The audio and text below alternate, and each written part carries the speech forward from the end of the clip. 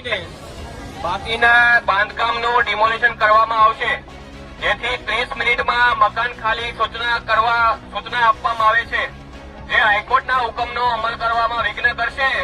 તેમના પર કાયદેસરની કાર્યવાહી કરવામાં આવશે. જેઓ કાયદેસરના સનદધારકના વારસદાર કે કાયદેસરના વેચાણધારક છે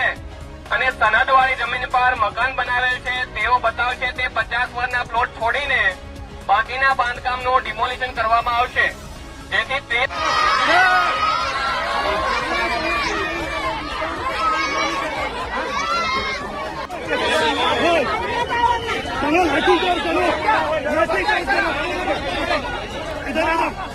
भाई साहेब सॉरी था साहेब